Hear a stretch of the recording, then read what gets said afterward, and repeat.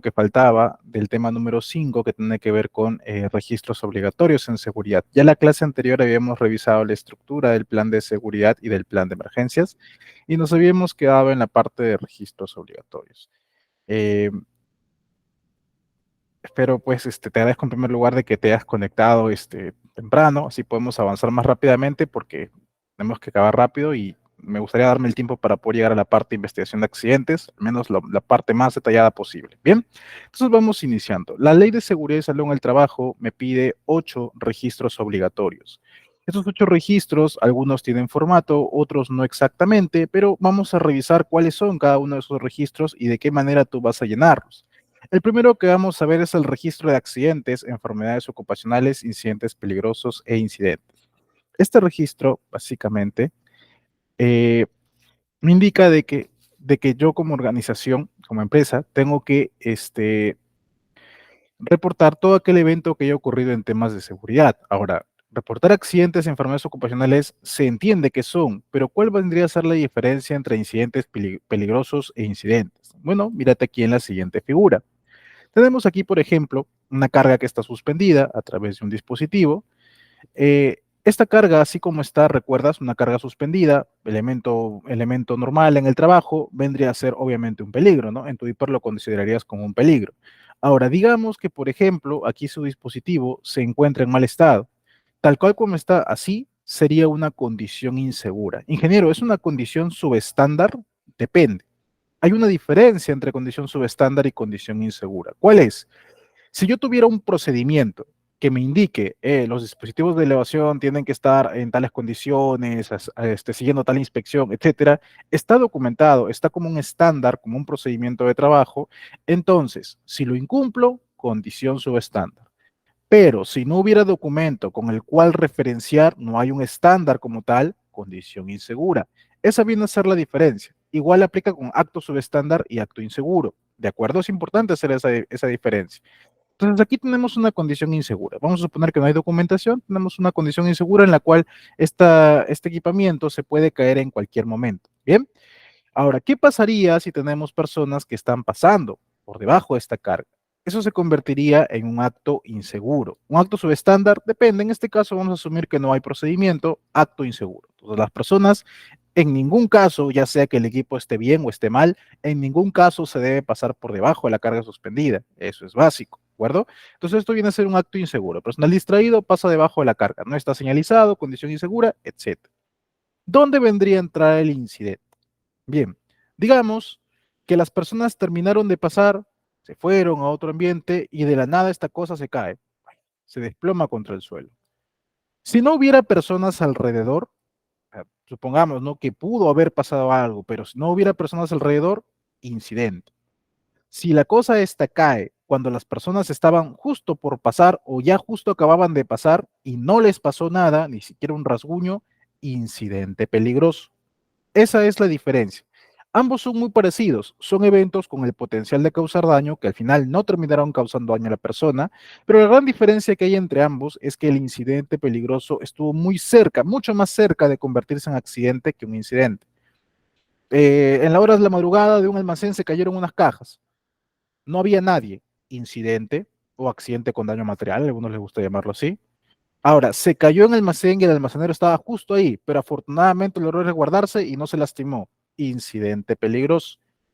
Ahí va la diferencia. Y claro, el accidente ya es cuando si, por ejemplo, la carga hubiera caído encima de las personas, o por lo menos los hubiera rozado, lastimado, si hubieran caído al piso. Accidente. Ahí sí viene a ser accidente. ¿Cuáles vas a reportar tú como organización? Tú como organización vas a reportar tus accidentes fatales y tus incidentes peligrosos. Los incidentes no, porque bueno, esos la SUNAFIL no los toma tanto en cuenta, pero sí principalmente los incidentes peligrosos y los accidentes fatales. Ingeniero, yo entiendo que se pueda reportar los accidentes porque, bueno, hay que llevar la estadística, pero ¿por qué tengo que reportar también mis incidentes peligrosos si al final no ha pasado nada? ¿Cierto? Básicamente lo hacemos por lo siguiente. Aquí tenemos la teoría de la pirámide de Bird o la teoría de pirámide de seguridad, que básicamente en teoría me dice que por cada accidente fatal que yo pudiera tener, me han tenido que ocurrir 10 accidentes graves, 30 accidentes leves, 600 incidentes y aproximadamente unos 3.000 actos y condiciones subestándares. ¿Para qué me sirve entender esto? Significa que en proporción, cada vez que te ha ocurrido un accidente, te ha tenido que ocurrir 10 fatales, 30 leves, 600 incidentes. Ah, ingeniero, entonces de esta manera yo podría decir que, no sé, ¿de qué manera podría entenderlo? Básicamente, lo que se busca aquí en la pirámide es trabajar desde la base. O sea, yo voy a ir recopilando mis datos de mis actos y condiciones y de mis incidentes. ¿Por qué? Porque mientras más tenga, más me va a ir indicando de que me estoy acercando a la ocurrencia de un accidente. Ah, ingeniero, entonces sumo 600 incidentes y recién me va a ocurrir un accidente leve. No, esto es básicamente una estimación, una proporción. Recuerda que los accidentes no te avisan. Bueno, a mí me gusta decir que no te avisan, porque no es que un día tú sales y dices, hoy día como que es un buen día para que ocurra un accidente. No, pero lo que sí pasa es que si tú llevas el control de estos eventos, tus incidentes y tus actos y condiciones, tú más o menos puedes ver por la recurrencia de algún evento si estás próximo a que pueda convertirse en un accidente. Para eso hacemos este control y para eso la SUNAFIL te pide que reportes sus incidentes peligrosos, que sería este nivel de aquí. ¿De acuerdo? Entonces, yo hago inspección, yo veo que encuentro varias veces equipos que están en mal estado. Oye, ¿sabes qué? Puede haber un accidente, ya sea leve, grave o fatal, porque los equipos están en mal estado, no los están revisando o no los están cambiando. Ya de antemano voy haciendo algo para evitar que ocurra el accidente. ¿De acuerdo? Para eso es que yo llevo este control. Yo llevo este control para asegurarme de por lo menos a lo mucho quedarme aquí en incidente o ya exagerando en accidente leve. Obviamente estos dos niveles superiores los quiero evitar a toda costa. Yo no puedo permitirme que me ocurra, no puedo permitir fatalidades ni accidentes graves. ¿De acuerdo? Para eso lo hacemos. La forma de reportar el accidente es básicamente ingresando al portal de la SUNAFIL, SUNAFIL reporte accidentes, como puedes ver aquí. Le pones así en el Google, te va a salir el primero, le das clic, te va a salir esta pantalla, luego ingresas a ir al servicio y te va a salir este portal en el cual vas a ingresar pues con tu clave SOL, clave de la empresa, y ahí van reportando el accidente o incidente ocurrido, ¿de acuerdo? Una vez que reportes, puedes descargar tu reporte y eso lo tienes que archivar, tienes que tenerlo contigo, tienes que tener evidencia de que lo has reportado y tienes que guardarlos más o menos por un periodo de 10 años. Ese es el tiempo máximo que te pide la SUNAF, o que te pide el Estado, la ley, que tengas el registro de tus accidentes. 10 años y 20 años para enfermedades ocupacionales. O sea, que ahora estamos 2023, por ejemplo, llegan a inspeccionarte. ¿Qué tal, señor? Muéstreme, por favor, sus accidentes del 2000, estamos 23, 2012 o 2014, ponle ya, vamos a bajar un poquito, 2014. 2014, no, pero eso sí hace tiempo. Sí, pero estamos dentro del margen de los 10 años. Entonces, sí, usted debe tenerlo ahí archivado, 2014. Tal cual, ¿de acuerdo? Para eso me pide la conservación de archivo. ¿Quieres tenerlo más tiempo? Enteramente depende de ti, pero esto es el tiempo mínimo que se debe archivar en base a lo que me pide la SUNAFIL, ¿de acuerdo? Bien, entonces, este es el módulo para reportar, como puedes ver aquí. Aquí está para incidentes peligrosos, para trabajo, para accidentes mortales. Puedes ver, allí se llena toda la data conforme te van solicitando. Hay algunas tablas que hay que llenar. El manual para llenado de este sistema lo he compartido como documento anexo. También están como anexos las tablas, tal cual, para que puedas saber qué cosa llenar en base a cada uno, ¿de acuerdo? Eso es entonces para el tema de accidentes. Ingeniero, usted me ha mencionado que debo reportar accidentes fatales e incidentes peligrosos. ¿Qué hay de los demás incidentes, de los demás accidentes? ¿Esos no se reportan? Tú como empresa, no, no los vas a reportar. ¿Por qué? Tú como organización estás obligado a reportar dentro de las 24 horas, no te puedes pasar de esas 24, tienes que reportar tus accidentes fatales y tus incidentes peligrosos. Si no lo haces o lo haces a destiempo, estás sujeto a que te pongan una penalidad grave.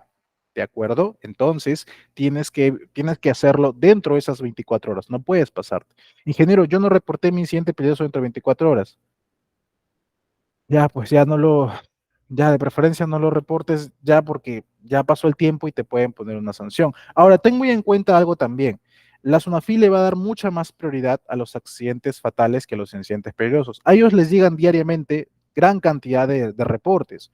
Entonces, ellos priorizan cuál requiere atención más inmediata. Si hubo algo que afecta directamente al personal, una fatalidad o un accidente con consecuencias muy severas, entonces le dan prioridad a ese tipo de eventos. Entonces, los incidentes peligrosos depende mucho. Si Afortunadamente el SUNAFIL lo encontró, lo vio y va a inspeccionar a ver qué es lo que ha ocurrido, a ver qué acciones se han tomado. Pero si llega y te encuentra que no has investigado y no has hecho nada, ahí sí te van a caer las sanciones correspondientes. Entonces, por eso es importante siempre reportar. Recuerda que si tú no quieres reportar, esto está sujeto a que SUNAFIL te ponga una sanción. Por eso debes tener bastante cuidado con este tema. Así, y lo que faltaba. ¿Y qué pasaría si no es accidente fatal, sino un accidente leve o un accidente grave? Eso ya no lo reporto. No, porque cuando te ocurran este tipo de eventos, lo que tú vas a hacer es llevarlo al centro de salud a la persona y la persona, pues, que existe el centro de salud, le van a preguntar qué le ocurrió, accidente de trabajo, y el centro de salud es el que va a terminar reportando el accidente ocurrido. Ellos tienen un plazo de, si no me equivoco, 5 días para hacer su reporte de todos los accidentes de trabajo de los cuales se hayan tenido conocimiento, y entonces ellos, como centro de salud, son los encargados de eh, comunicar a la SUNAFIL a través del portal también los accidentes graves o accidentes leves que haya podido ocurrir en cualquiera de las empresas. ¿De acuerdo? Esa es la diferencia. Bien, entonces esto respecto al reporte de accidentes. Más sobre accidentes lo vamos a ver ahorita acabando todos los registros, no te preocupes. El siguiente registro que vamos a ver es el de exámenes médicos ocupacionales. Tú como organización tienes que hacerle pasar a todo tu personal un examen médico de ingreso, ¿de acuerdo? Este examen tiene que ser antes de que inicie sus labores, sobre todo si es personal del sector de trabajo de alto riesgo. También, si no me equivoco, te he pasado el listado de actividades de alto riesgo, según anexo. Luego de que tu personal ingresa, obviamente le tienes que hacer pues el examen médico.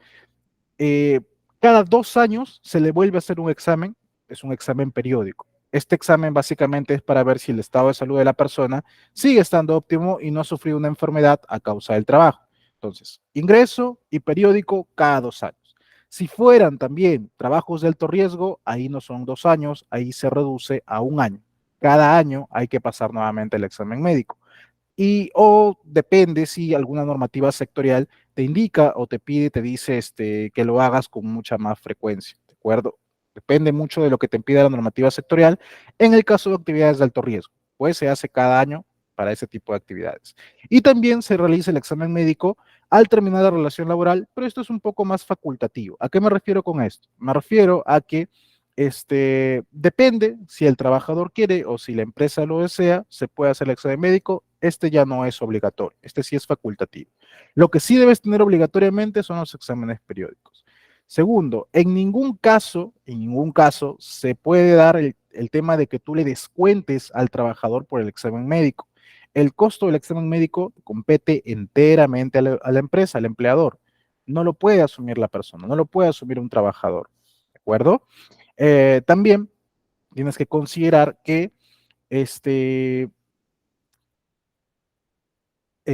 en caso, supongamos que un trabajador saliera observado en su examen de ingreso, eh, depende pues de la empresa si decide o no contratarlo. Obviamente, si no está apto en su tema de salud para trabajar contigo, lo ideal sería que pues no lo contrates a esa persona o en todo caso lo contrates pero en otra posición en la cual no se vea afecto ese tipo de riesgos. Bien. ¿Qué pasaría, ingeniero, si el trabajador empezó bien, no pasó su examen de ingreso bien, periódico bien, y al siguiente periódico salió que observado que ya no puede trabajar? ¿Qué tengo que hacer en ese caso? Bien, digamos que es un trabajador, ¿no?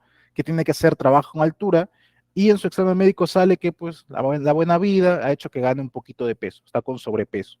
Entonces, por indicación, por tema de sobrepeso, no puede hacer ya trabajo en altura. ¿Qué hago en este caso? En este caso, lo que se tiene que hacer es obviamente parar la labor del trabajador en altura. No lo vas a despedir, no lo puedes despedir. Te podría caer una sanción de SUNAFIL también por haber hecho eso.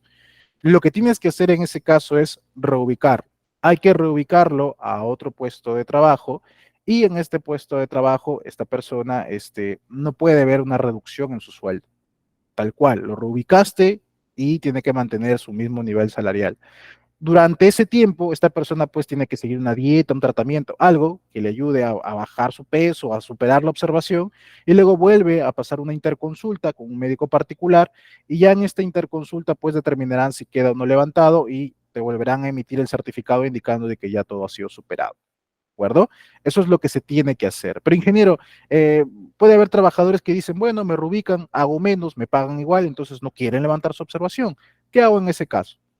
En ese caso, tú previamente ya debes haberte asegurado. En su contrato de ingreso de esta persona se debe haber colocado, hey, estamos contratando para tales fines, debes cumplir tal perfil. En caso de salir observado en su examen médico, se le proporcionará 3, 4 meses para que levante su observación, al término del cual la empresa tiene derecho a reevaluar el contrato, ¿no? Asignarle un nuevo puesto con un nuevo salario, porque sería un salario menor, dependiendo del tipo de actividad, porque tampoco, pues, no, la empresa no puede estar perdiendo, ¿no? O sea, un trabajador que se descuidó, no quiere cambiar, no quiere mejorar su condición, entonces no puedo pagarles como si estuviera haciendo el mismo tipo de actividad.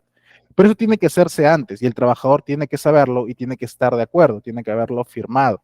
¿De acuerdo? Esa es la manera de hacer el levantamiento de esta observación respecto a lo que salga en el examen médico.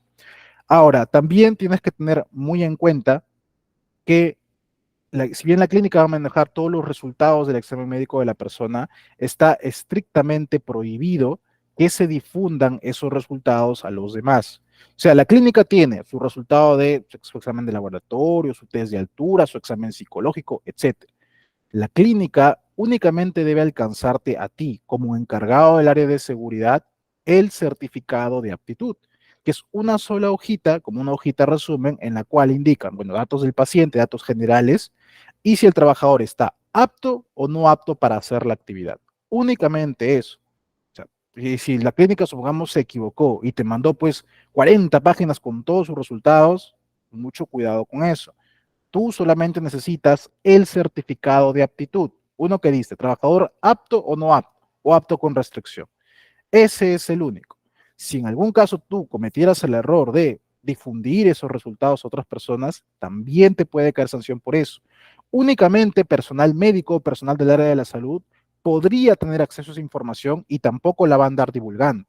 Entonces, ten mucho cuidado con esto porque algunas clínicas cometen ese error. Hay otras que no, lo tienen muy bien identificado, lo tienen algún sistema con acceso específico solamente para personal del área de salud, lo tienen por separado la documentación. Hay clínicas que lo hacen así, otras no. Pero sí hay que tener muchísimo cuidado con esto porque sí es objeto a sanción. ¿De acuerdo? También, y esto es algo que de repente no conocías, hay que acreditar que al trabajador se le han entregado sus resultados del examen médico. O sea, el trabajador debe saber cómo ha leído en el examen médico. Y eso lo tiene claro, lo va a hacer, lo puede hacer la misma clínica, pero tú tienes que tener los registros de que se le han entregado. O en todo caso, tú puedes elaborar un formato como una especie de cargo de entrega en la cual indicas, ¿no? Yo, trabajador tal, con DNI tal, he recibido de la empresa tal mis resultados del examen médico y en el cual he salido apto o no apto en fecha tal, ¿no? Firma, huella y ya está. ¿De acuerdo? Entonces eso es muy importante, no te olvides de estos puntos. Así también, y porque veo que quieren hacer alguna pregunta por ahí, antes de pasar a eso, eh, ten en cuenta que estos registros se van a archivar por 5 años. De aquí en adelante todos los registros que vamos a ver se archivan por 5 años. Únicamente el de accidentes es por 10 y el de enfermedades ocupacionales por 20 años. Después el resto básicamente todos son por 5 años. Ah, un punto más. En el 2016 salió un decreto supremo que indicaba que para actividades que no son de alto riesgo, el examen médico de ingreso es opcional, ya no es obligatorio como tal. El que es obligatorio sí o sí es el periódico, cada 2 años su examen médico. Para personal que no es de alto riesgo, ¿eh? Los que siguen siendo de alto riesgo sí tienen que hacer su examen de ingreso y periódico cada año. Pero, ¿cuál es el detalle aquí? Yo la vez pasada le comentaba a un colega este tema, ¿no? Decía, oye, ¿sabías que en el 2016 salió un decreto que dice que ya no es obligatorio? Ah, no, me dice, me mientes. A ver, voy a buscar. Lo buscó, lo leyó, me dijo, oye, pero está peligroso esto. ¿Por qué? Mira, me dice, "Oh, imagínate que entra una persona, entra, ¿no? No le pasa su examen médico, entra, 2 años periódico, le hace su examen y sale observado. Entonces, esta persona va y dice, no, yo he entrado sano, aquí en la empresa yo ya me había enfermado acá me he enfermado recién. Y va y te demanda de repente, ¿no? Te dice que por consecuencia del trabajo le sufrió una enfermedad ocupacional. ¿Cómo sustentas tú que eso no lo ha traído desde antes, sino que lo ha traído recién? Mm. Entonces, yo digo, mejor en ese tipo de casos, mejor hay que asumir el costo y que tenga su examen médico de ingreso nada más, porque puede ocurrir, puede ser que pueda darse este caso. Entonces, para evitarlo, mejor sugerencia, si no quieres hacerlo, no estás obligado el de ingreso, pero sí hazle su examen médico de ingreso al personal que ingresa contigo, para que evites contingencias a futuro, ¿de acuerdo? Así, supongamos también que tienes, eres el del sector de construcción, tienes un trabajador que va a entrar a obra y esta persona, digamos, tiene ya un examen médico de una empresa anterior donde ha estado trabajando en el mismo puesto que se ha hecho en menos de un año. Si tiene menos de un año de vigencia ese certificado médico, válido para que ingrese a trabajar contigo. Se permite eso. Si tiene más de un año, entonces ya no. Ahí sí ya ese certificado ya no vale, hay que sacarle uno nuevo. ¿De acuerdo? Para que tengas en cuenta esa parte. Ahora sí, creo que alguien quiere hacer alguna pregunta. Disculpen, ¿alguien tiene alguna pregunta? Aquí me pregunta María, ¿qué pasaría si el personal se cae de la moto saliendo del trabajo? ¿Qué procedería? Bueno, María, aquí te estás adelantando un poquito el tema de accidentes, pero de todas maneras te voy a contestar. Se van a considerar como accidentes de trabajo todos aquellos eventos que ocurran dentro de las instalaciones de la empresa o fuera, y dentro del horario de trabajo o fuera del horario de trabajo, siempre y cuando se haga bajo la orden del empleador. Entonces, tienes a un motorizado que va y sale de oficina a hacer una encomienda, a hacer un encargo, porque el empleador lo ordenó, accidente de trabajo. Tienes a un trabajador que está saliendo en su moto y se accidenta porque se estaba regresando a su casa, no por orden del empleador, sino porque se estaba regresando a su casa, no es accidente de trabajo. Esa es la diferencia. El trabajador te ordenó que salgas, el trabajador te ordenó que vayas, el trabajador te ordenó que regreses de tu horario de almuerzo para que trabajes en algo y te accidentaste, accidente de trabajo. No se dan esas condiciones, no es accidente de trabajo. ¿De acuerdo? El ir del trabajo, de tu casa al trabajo y regresar del trabajo a tu casa no se considera accidente de trabajo.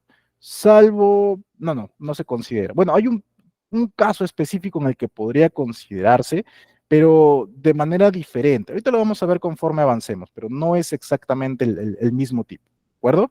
Bien. El otro registro obligatorio que vamos a ver es el de monitoreos ocupacionales.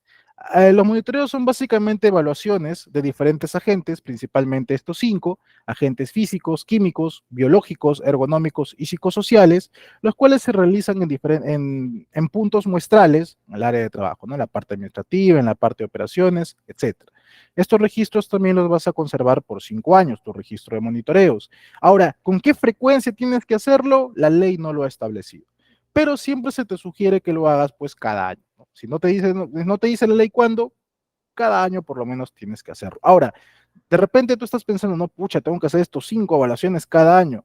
Depende, ahí lo puedes jugar un poquito. Lo que tú puedes hacer es tener un programa de monitoreos y en ese programa tú definir cuándo vas a evaluar el físico, cuándo el químico, cuándo el biológico, cuándo el agronómico, cuándo el psicosocial. ¿De acuerdo? Entonces tú determinas con qué frecuencia, con qué periodicidad, pero obviamente programado, y de repente en un mes puedes hacer solamente físicos, de acá a 2, 3 meses haces el químico y así, hasta que completes los 5, porque sí o sí tienes que tener registro de que has evaluado los 5 puntos. ¿Quiénes te van a hacer los monitoreos? Lo puede hacer una empresa aparte, ¿no? Una empresa que brinde sus servicios, o lo puedes hacer tú mismo, si tienes los equipamientos y el conocimiento para hacerlo, lo puedes hacer también tú mismo. Ahora, ten muy en cuenta que si vas a usar algún equipo para medición, este equipo tiene que estar calibrado.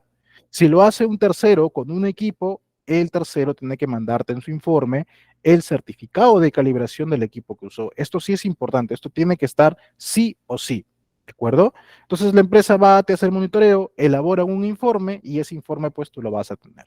Entonces si vienes una fila ingeniero y me pide registro de monitoreos, yo le presento mi informe y ya está. No, todavía no. Porque para que esto termine de tener validez, tú tienes que llenar el siguiente formato que te he compartido ahí también. Este es el formato que tienes que llenar, es el registro de monitoreos. Todos los registros en seguridad verás que inician de la siguiente forma, de la misma forma, razón social, RUC, ubicación de la empresa o domicilio, actividad económica y número de trabajadores. Todos empiezan con esto. Entonces, para este registro pondrás área monitoreada, fecha del monitoreo, qué tipo de agente estás evaluando, o sea que si evalúes 5 agentes, necesito 5 de estas fichitas, ¿ok? Si cuenta o no con programa de monitoreo, con qué frecuencia se está haciendo, cuántos trabajadores expuestos. Nombre de la organización que realizó el monitoreo, en caso lo hiciera un tercero, qué resultados hubo. Esta descripción de causas ante desviaciones presentadas son las observaciones que ocurrieron, las fallas, las no conformidades, ¿de acuerdo? Conclusiones y recomendaciones que te puedan indicar por el monitoreo, Y luego puedes adjuntar adicional tu programa de monitoreo, el informe completo, pero como anexo, y como puedes ver aquí, el certificado de calibración de los instrumentos que se hayan usado en caso se hayan usado.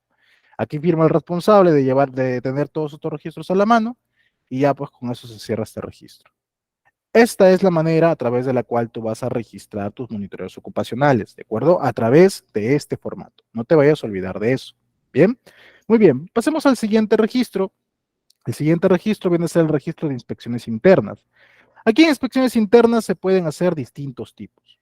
Puede ser una inspección, por ejemplo, de ambientes, ¿de acuerdo? O sea, vas, visitas cada ambiente de trabajo, verificas que tengan su señalización, que no haya cables expuestos, que se cuenten con los métodos de prevención o protección contra incendios o contra emergencias, que los extintores estén vigentes, operativos, se hayan inspeccionado, estén a la altura apropiada, que se cuente con orden y limpieza, luces de emergencia operativas, etcétera, que se encuentre con la matriz hiperdifundida y todos esos puntos, ¿de acuerdo? Eso es lo que nosotros debemos tener en cuenta al momento de hacer una inspección. Hay que identificar que todo sea conforme y para eso vamos a hacer un formatito, ahí también te he compartido el formatito, en el cual indiquemos, ¿no?, si se ha presentado alguna observación y cómo le vamos a dar tratamiento. Ahora, no solamente puedes inspeccionar ambientes, bueno, por ejemplo, ambientes lo puedes inspeccionar en el área administrativa. Ahora, también puedes inspeccionar las operaciones como tal, las actividades, si el personal está cumpliendo con procedimiento, si usa correctamente sus EPPs, si ha delimitado, señalizado su zona de trabajo, si el equipamiento que está usando es el idóneo, es el apropiado, ha sido inspeccionado, está vigente, etcétera. También puedes inspeccionar sus herramientas y los equipos que usan para la actividad. ¿De acuerdo? Por ejemplo, tienes que verificar el estado en el que se encuentran estos equipos, el estado en el que se encuentran pues las herramientas o cualquier otro equipamiento que se le haya entregado al personal. ¿De acuerdo? La periodicidad con que tienes que hacerlo se sugiere que se haga cada mes. ¿De acuerdo? Y los archivos se van a conservar también por 5 años. ¿De acuerdo? Entonces tienes que recordar que tienes que hacer tus inspecciones de seguridad. Para la parte de operaciones se entiende que va a ser en la actividad y en equipamiento, y si es en la parte administrativa, puede ser de ambientes o puede ser también, no sé, algún tipo de inspección para verificar condiciones de ergonómicas, por ejemplo, qué tal está la persona, sus posturas, etcétera. Todo ese punto que puedas considerar. Bien, listo. El siguiente registro es el de estadísticas de seguridad. Este registro básicamente es el siguiente, y lo que vamos a considerar aquí, como puedes ver, es la cantidad de accidentes mortales, accidentes leves, incapacitantes, incidentes que han ocurrido, enfermedades ocupacionales, etcétera. Esos son los registros que debemos considerar para esta parte. O sea, si alguien te pide, muéstrame tu registro de incidentes, bueno, no me ha ocurrido ninguno, aquí está mi registro de estadísticas de seguridad. Y presentes aquí cuáles son tus números, ¿no? Se supone que todo tiene que salirte en cero. Lo único que tendrías que variar de repente sería tu total de horas hombre trabajadas, eh, el total de trabajadores expuestos a agentes ocupacionales y la cantidad de días perdidos por accidente en caso de ocurriera alguno, ¿de acuerdo? Y ese es el formatito que se va a llenar para este caso. ¿Para qué me sirven o para qué yo uso estos indicadores? De aquí sacamos 3 indicadores principales, que son el índice de frecuencia, el índice de severidad y el índice de accidentabilidad. Estos índices yo te los había mostrado en la clase cuando hablamos de objetivos y política, pero básicamente pues se llenan de la siguiente forma, como puedes ver, ¿no? Se supone que tus horas hombres siempre van a ir variando y tu frecuencia, por ejemplo, que considera el total de accidentes ocurridos, siempre tiene que ser cero. Ahora, ¿qué pasa cuando se dispara? Es cuando ocurre un accidente. Por ejemplo, aquí estamos simulando que en abril ha ocurrido un accidente. Entonces, esto quiere decir que ese mes hemos sacado 1 entre el total de horas hombre trabajada, que ha sido aproximadamente unas 42.000, por 1.000.000. Y ha salido este resultado. ¿Cómo se interpreta esto? Básicamente, se entiende de la siguiente manera. Por cada 1.000.000 de horas hombre trabajadas en abril, hemos tenido 23.72 accidentes. Esa es la proporción, básicamente. Por cada 1.000.000 de horas hombre, he tenido 23 accidentes. El de severidad es muy similar, pero aquí manejamos la cantidad de días perdidos. Entonces, aquí también igual. Por cada 1.000.000 de horas hombre trabajadas, he perdido 237 días en abril, 695 días en mayo. Y la accidentabilidad es básicamente el producto de ambos, ¿de acuerdo? El producto de mi índice de severidad y mi índice de frecuencia, ¿de acuerdo? Porque, por ejemplo, en abril saco que tengo 5.63, 5.63, este es mi grado de accidentabilidad durante el mes de abril, por ejemplo, por cada 1.000 horas. acuerdo? Entonces, ese es el tema de los registros de estadísticas de seguridad. Suponiendo que sí tengas desviaciones, te vas a llenar también este formatito, en el cual vas a describir cuál es el resultado de la medición de tus estadísticas, cuáles fueron las causas por las cuales tu estadística se disparó, qué conclusiones y recomendaciones se van a presentar y, bueno, obviamente la firma del responsable de registro. ¿De acuerdo? Entonces, esto vas a llenar en base a estadísticas de seguridad. ¿Hasta aquí alguien tiene alguna pregunta? Ah, por aquí veis algunas preguntas. Muy bien. Sonia me pregunta, ¿cómo se debe actuar si un trabajador se corta la mano y se le lleva a una clínica particular y el jefe le paga la clínica, le paga 2 semanas de trabajo y lo despiden? Ya. Dime, ¿esto se reportó como un accidente de trabajo? Si fuera así, en todo caso, habría que identificar por qué lo están despidiendo. O sea, de repente, ¿no? El empleador dice, bueno, como ya no me voy a poder trabajar, voy y lo despido. O bueno, ¿sabes qué? Hemos identificado en base a la investigación que él ha tenido la culpa y lo despido. Entonces, es muy, no sé, es muy sensible el tema, es muy, ¿cómo decirlo? No es tan sencillo como parece simplemente decir, bueno, al trabajador ya voy y lo saco porque no tiene contrato conmigo, etcétera, porque en temas de accidentes hay que actuar siempre con mucho cuidado. Si la empresa procedió de esta manera, o bien está bien asegurada, o bien ha sido muy imprudente. En este caso, si se siente o si se cree que ha habido algún tipo de irregularidad con el despido, no por el tema de que haya asumido los gastos, porque todo eso está muy bien. Ahora, si se siente que hay algún tipo de irregularidad, el trabajador puede ir y presentar su denuncia ante la SUNAFIL, su denuncia online de que le ha ocurrido este evento, y la SUNAFIL procederá a hacer la investigación respectiva a determinar si efectivamente el despido era por la causal correcta o de repente ha sido por una causal incorrecta. Ahora, yo entiendo que si lo despiden es o bien porque incumplió procedimientos o bien porque ya su contrato estaba venciendo, lo que me parece que no es porque me dices que lo está despidiendo, o pues de plano no han querido seguirle pagando, pues porque ya no va a estar trabajando con ustedes mientras dura su recuperación. Pero ese último caso no se podría dar, ¿ah? O sea, si un trabajador se accidentó y el tiempo que dure de recuperación debería seguir trabajando. O sea, debería seguir considerándosele como si fuera su descanso médico y debería seguir recibiendo su remuneración. O en todo caso, la póliza CTR, si es un trabajo de alto riesgo, debería estarle asignando la pensión. Ahí va el otro punto. ¿Tiene o no tiene póliza CTR? Debería tener, porque la póliza CTR va por dos aspectos. La parte de salud que te cubre la atención médica inmediata cuando ocurre el accidente y la parte de pensión que te cubre cuando el trabajador tiene descanso, no puede trabajar y la póliza CTR le asigna la pensión cada mes correspondiente para que se pueda seguir subsistiendo, mientras dure pues el tema de su recuperación.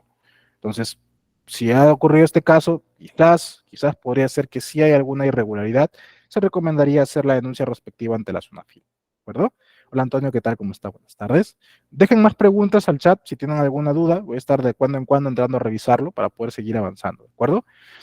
El otro registro que debemos considerar es el de equipos de seguridad o de emergencia. ¿Qué quiere decir esto? Este es el registro que nosotros vamos a tener de que le hemos entregado a los trabajadores equipos de seguridad o equipos de emergencia, EPPs, herramientas, etcétera.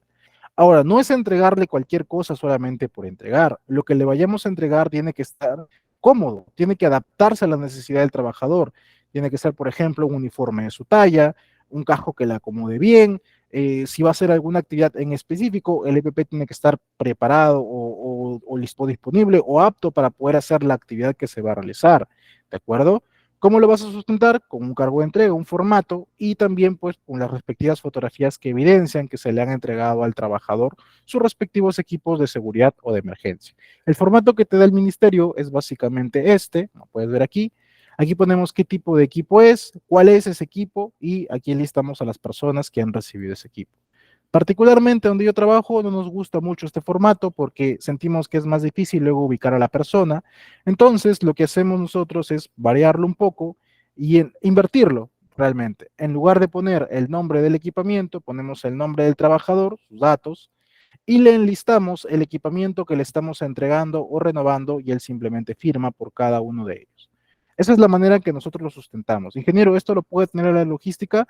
Sí, para un mejor control de repente, pero recuerda que si vienen a pedirte el formato, la evidencia, tú debes tenerlo a la mano. O sea, no necesariamente que esté ahí contigo, perenne, pero sí tiene que estar disponible. O sea, tú vas y dices, ah, sí, esto tiene logística, llamas a logística y ellos deben tenerlo identificado para que te envíen.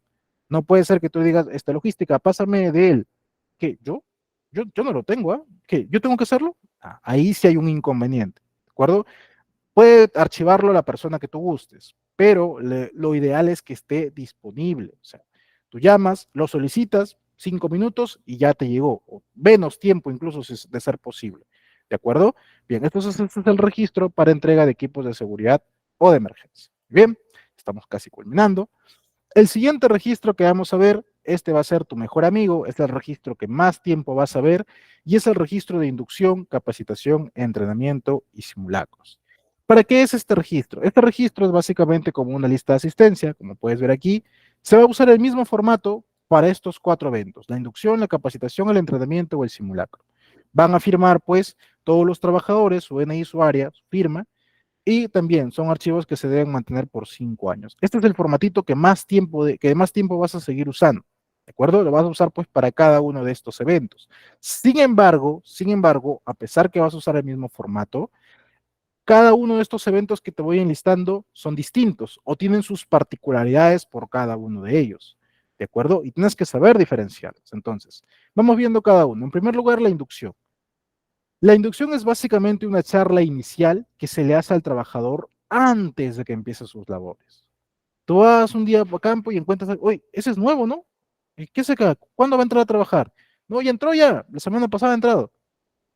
¿Y por qué no ha pasado inducción? Ah, sí, pero regularizan. No es la forma correcta. ¿Qué hubiera pasado si esta persona nueva se accidenta en esa primera semana? Mala suerte y se accidenta esa primera semana. Te van a pedir registro de inducción y no lo vas a tener.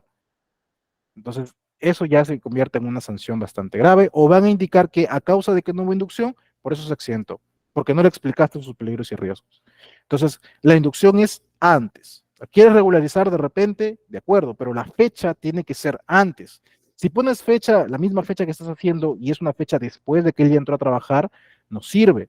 ¿De acuerdo? Tiene que ser antes de que el trabajador empiece sus labores. Ahora, como la mente es muy frágil, tú puedes decir, bueno, ya tengo mis inducciones, a este señor este señor lo ha hecho la inducción hace como 5 años ya, 5 años, que ya, y ya no le has vuelto a hacer otra inducción. No, pues que eso es al inicio nomás.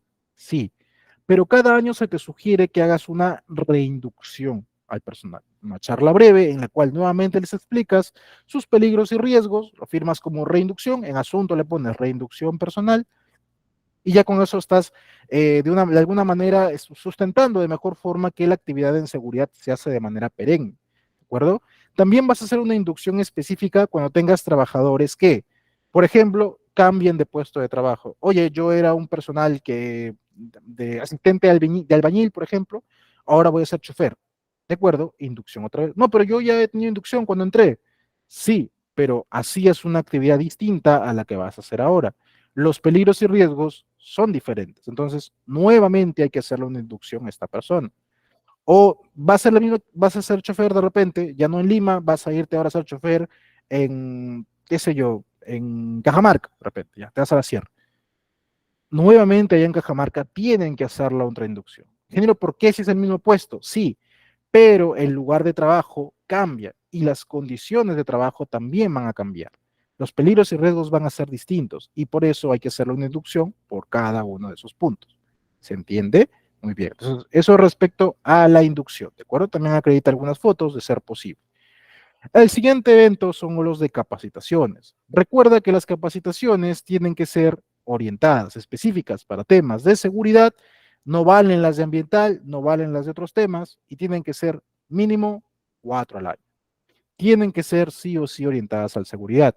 No hay una duración mínima que te indique la normativa, pero sí pues se sugiere que dure 1 hora, 40 minutos de repente.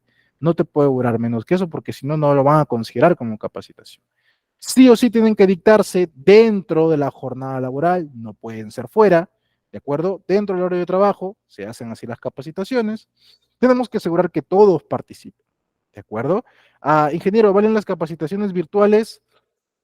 Sí, realmente sí valen, pero tu registro tiene que estar en físico, porque SUNAFIL le va a tomar mucha más validez al registro físico, que tú le dices, ah, no, sí, se hizo capacitación virtual y aquí hay pantallazos de que estuvieron conectados. No vale eso. Ese sí no te lo hacen valer. Ah, ya, ¿tienes otra? No, no tiene las cuatro. No, pero yo lo hice virtual. Sí, pero no es igual de efectivo. También se te sugiere que evalúes las capacitaciones, al final de cada capacitación, un pequeño examen, 5 preguntas, verdadero o falso, o para marcar, y con eso sustentas que el trabajador realmente ha entendido el tema. También se te sugiere, dentro de lo posible, que hagas algún informe de capacitación. Coloca, pues, cuándo se realizó, qué puntos se revisaron, por ejemplo, y vimos matriz hiper, definimos qué es peligro, qué es riesgo, cómo evaluar la matriz hiper, cómo hacer la actividad preventiva, qué es un ATS, perfecto. Vas enlistando punto a punto qué cosas se han revisado. Y también ahí incluyes los resultados de la evaluación. ¿De acuerdo? ¿Quién te va a dictar la capacitación? Puede ser personal de la empresa o puede ser tercero. Depende enteramente pues de la organización. El costo sí debería ser asumido por la empresa, salvo que se tenga algún tipo de acuerdo con el trabajador, pero muy raro. ¿Eh? Lo más común y lo más idóneo es que la empresa sea quien asuma el costo por la capacitación. Ahora, si lo va a dar alguien de la empresa o un tercero, en cualquiera de ambos casos, tienes que asegurarte que la persona que va a dictar el tema realmente tenga la competencia necesaria. Por ejemplo, yo quiero dictar primeros auxilios, pero nunca en mi vida he llevado un curso de primeros auxilios. Yo sí, obviamente, pero supongamos que yo nunca he llevado un curso de primeros auxilios. Entonces, no tengo la competencia. ¿Qué voy a hacer? Lo voy a bajar de Google, voy a descargar alguna diapositiva por ahí, lo voy a decir como si lo supiera, pero no es igual. ¿De acuerdo? Entonces, lo idóneo es que la persona que te va a dictar el tema haya sido formado en eso, tenga la experiencia por lo menos, y de esta manera llevar a cabo la capacitación. En este caso, por ejemplo, puedes ver, ¿no? Si es una capacitación de primeros auxilios, parte práctica y se tiene la presencia de personal médico. ¿De acuerdo? Eh, Debemos asegurar que todos participen, el ambiente idóneo. Asegúrate que tus capacitaciones sean bastante prácticas, más que teóricas, porque el personal se aburre rápido. El personal simplemente está llegando y está pensando ya en irse a trabajar o al final de jornada está pensando en regresar a su casa, está de sueño, está de hambre y prestan poca atención. Por eso la capacitación debe ser frecuente, constante y sobre todo también enfocada a sensibilizar al personal o hacerlo participar de manera que el trabajador realmente entienda, comprenda el tema, porque ellos se olvidan rápido. ¿Eh? Dictaste un tema ahora, el siguiente mes ya lo están olvidando quizás. Algunos por ahí lo retienen, pero otros ya lo olvidaron. Por eso debes tener bastante cuidado y tiene que ser frecuente esto. Ah, y ten en cuenta también que debes hacer seguimiento a la eficacia de la capacitación. ¿De acuerdo? Por otro lado, tenemos también los entrenamientos. Los entrenamientos son más prácticos también que la capacitación. Este entrenamiento está más enfocado a reforzar las habilidades de un trabajador en alguna tarea cotidiana que realiza. Por ejemplo, nosotros hacemos trabajo en altura, ¿ok? Hacemos un entrenamiento de trabajo en altura. ¿Qué se hace aquí? Se le enseña al personal cómo usar su escalera, cómo transportarla, cómo asegurarla, de qué manera hacer el ascenso, qué hacer en caso que un trabajador se accidente o se caiga de la escalera, cómo hacerle el rescate, etcétera. Entonces, los entrenamientos son básicamente como capacitaciones, pero más prácticas, mucho más prácticas, ¿de acuerdo? Y enfocados más a temas específicos de la tarea que se va a realizar, no tanto en temas, bueno, sí, también relacionado a la parte de seguridad, en la parte de la prevención, pero más enfocado en actividades que realiza el personal dentro de sus labores. Y también hay que hacerle el seguimiento a la eficacia. Ingeniero, ¿qué es el seguimiento a la eficacia? Mucho está que lo menciona.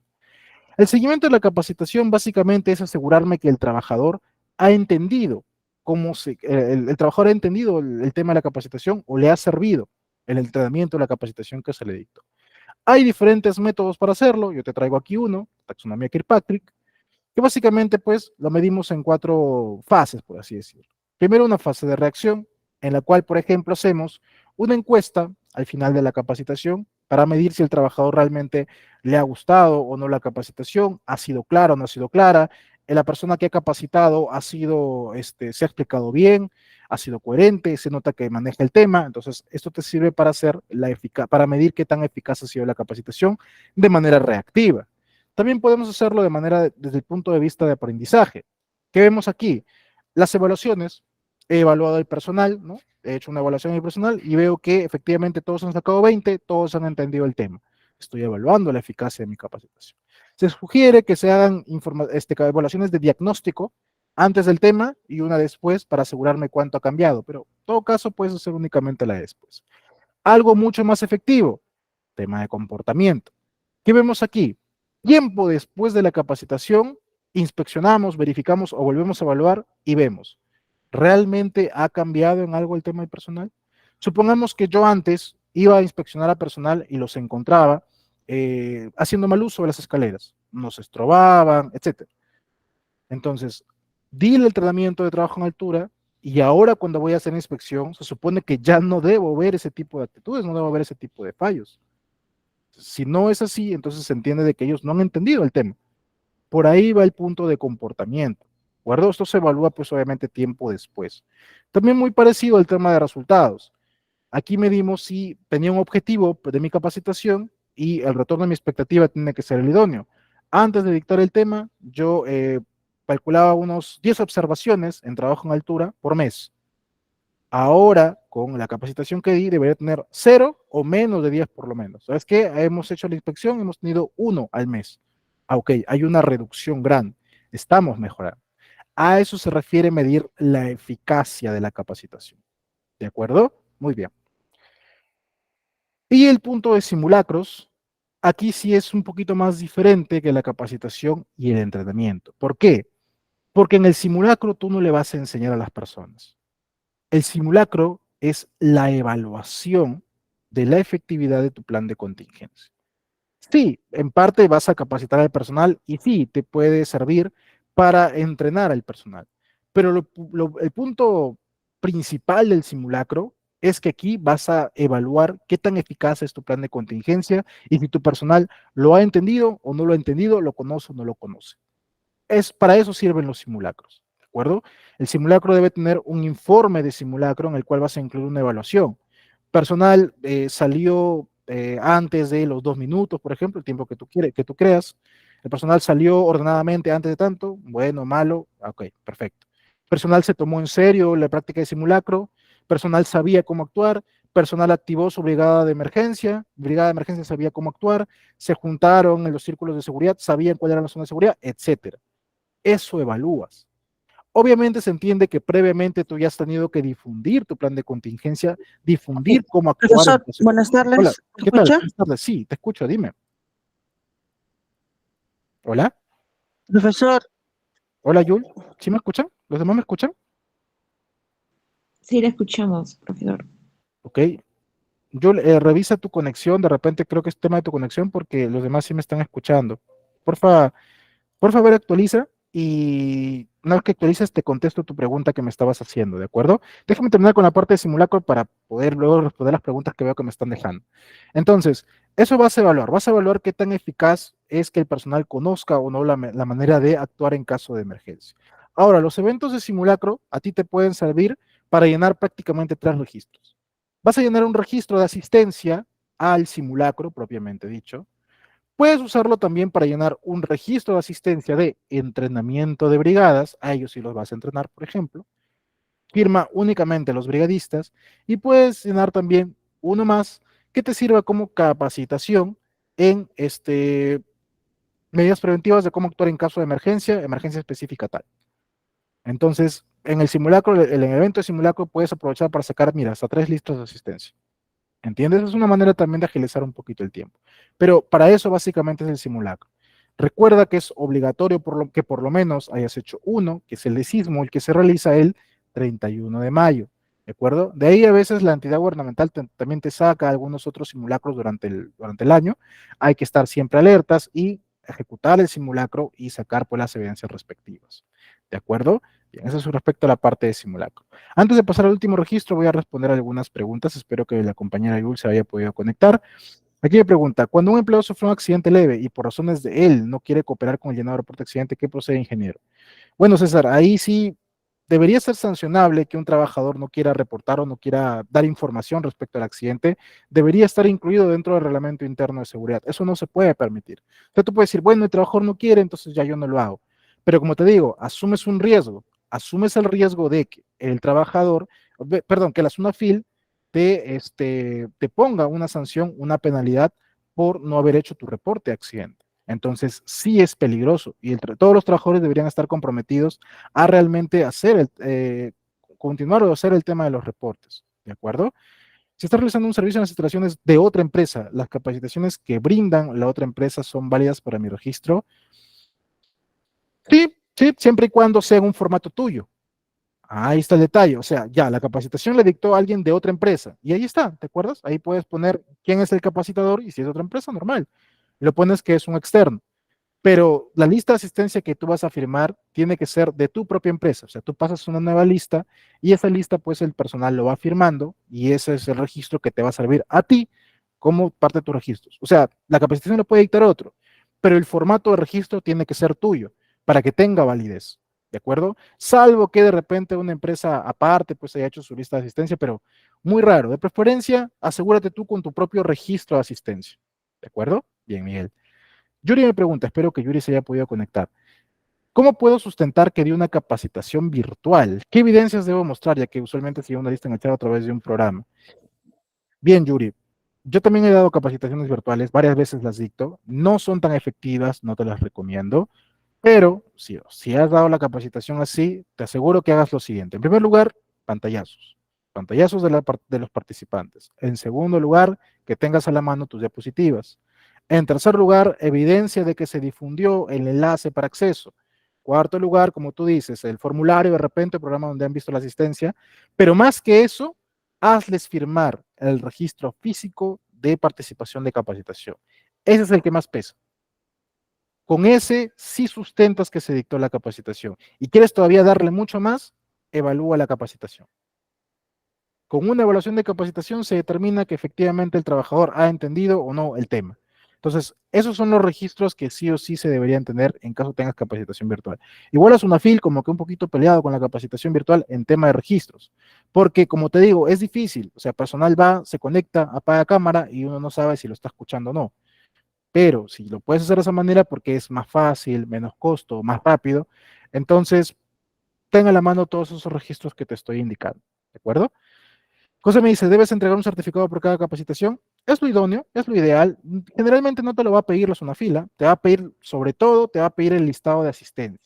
Hay algunos que sí te piden en los certificados, hay algunos auditores que sí lo solicitan, pero fácilmente puedes elaborarlos tú, o sea, puedes elaborarlo y con eso vas también incrementando el tema del file del personal. O sea, tus propias capacitaciones pueden servir para eso, pero principalmente denle más prioridad al listado de asistencia. Ese es el más importante para las capacitaciones en seguridad. Ahora, emitir certificados también ayuda mucho. Entonces, si tienes la posibilidad de hacerlo, muchísimo mejor. Yuri también me pregunta, si tengo 600 trabajadores, pero solo puedo realizar la capacitación solo a 300 personas, las 4, ¿eso cómo se considera? Eso sí es un problema. Yuri, tus 600 trabajadores deben tener 4 capacitaciones mínimo. O sea, tú dices, no, yo dicté 4 capacitaciones en el año. Perfecto. Pero yo agarré un trabajador al azar. Voy a agarrar al señor Roberto Guaita, se me ocurre, estoy agarrando nombres al azar. Roberto Guaita. Entonces, veo al señor Roberto Guaita y pido sus capacitaciones de él. Participo en una, en dos, en tres. Y la cuarta, no, es que esa capacitación, justo esa, no vino. Pero yo sí la dicté, ¿eh? Sí, pero este señor no tiene 4 al año, tiene solo 3. Observable. Todo trabajador debe tener sus 4 mínimo al año. No es por eventos de capacitación, es que cada persona debe tener sus 4 mínimo al año. Entonces, y eso de repente no lo llegué a decir, pero debes controlar que todos hayan tenido 4. Por eso a veces algunos piden 5 o 6 capacitaciones, porque ya siquiera con eso hay más margen de que no asistí a esta, pero asistí a esta otra. Cumplí mis 4. ¿De acuerdo? Entonces sí ten mucho cuidado con eso. Cada persona debe tener sus 4. Ingeniero, si esta persona no vino, no llegó, ¿qué hago? Capacito la parte que te firme la lista. O sea, dale un pequeño resumen de la capacitación o hazle una capacitación nueva a los que faltaron, pero sí o sí deben ellos figurar en el listado de asistencia de que participaron en la capacitación. Que lo dicte otra persona de repente con tu material, pero sí hay que sustentarlo, sí hay que acreditarlo. Eso sí es importante que esté. ¿De acuerdo? Bien, listo. El último registro que vamos a ver es el de auditorías, ¿de acuerdo? Estas auditorías tienen que ser realizadas por un auditor registrado, autorizado, aprobado por el Ministerio de Trabajo, tiene que acreditarse en el registro de auditores autorizados para la evaluación periódica del sistema de gestión de seguridad salud en el trabajo. Aquí vamos a manejar el decreto supremo 014-2013-TR, también te he compartido. Ahora, esta auditoría, ¿cada cuánto se realiza, ingeniero? ¿Cada año? No. Se realiza cada 3 años para actividades que no son de alto riesgo y cada 2 años para el sector de actividades de alto riesgo. Esa es su periodicidad. Ahora, si eres una empresa que tiene menos de 10 trabajadores y ninguno hace actividades de alto riesgo, ahí sí es facultativo únicamente cuando la autoridad pertinente te solicite tu auditoría. Por el tema de pandemia, algunas auditorías se han suspendido, pero ya el tema de la emergencia se acabó prácticamente en mayo, ya deberías haber regularizado tus auditorías. Nosotros hemos tenido una hace poco por un auditor autorizado. ¿De acuerdo? Género, ¿cómo ubico sus auditores? Ingresas en Google, auditor autorizado Mintra, y pones tu región, La Libertad, Lima, Piura, etcétera, y ahí te va a salir el listado de las personas. ¿Cómo los busco? Puedes buscarlo por LinkedIn, por ejemplo. Esta persona, pues, se ha presentado, tiene una resolución que lo acredita como un auditor autorizado para el Mintra. ¿De acuerdo? Ahora, este auditor no simplemente es que ya yo encontré uno, lo pesqué, listo, hago el trato con él y se acabó. No, este auditor tiene que ser elegido en consulta y participación con los trabajadores. Entonces, tú mínimo debes tener 2 propuestas de auditores o 3, ya de repente mucho mejor. Los publicas en un periódico mural, lo difundes por redes sociales, por correo, por WhatsApp, etcétera, y debes esperar 5 días para que el personal esté de acuerdo o no con esos candidatos. De repente uno ve uno y dice, oh, este señor yo lo conozco y no quiero que sea auditor, que no quiero que sea el auditor. Y el comité iguala, el comité dice, no, este ya fue, la vez pasada, ya no lo queremos de acá, pues, tachado, no queremos que él sea. Entonces, uno como empleador tiene que admitir esas tachas. Bueno, no quieren, listo, él no puede ser. Entre los que me quedan, ahora sí yo puedo elegir. ¿De acuerdo? O sea, no es que los trabajadores te eligen quién es, no. Ellos determinan quién no. Al final, la elección final, ya sea por precio, ya sea porque es mi amigo, no tanto porque sí es mi amigo, eso sí desvirtuaría todo, pero ya sea por precio, por propuesta, por experiencia, etcétera, ya eso lo determina la empresa. Lo que sí tienes que tener en cuenta es que los trabajadores deben haber indicado quién no consideran que debe ser el auditor. ¿De acuerdo? Luego, una vez que te entregan tu informe de auditoría, vas a llenar este registro, este formatito.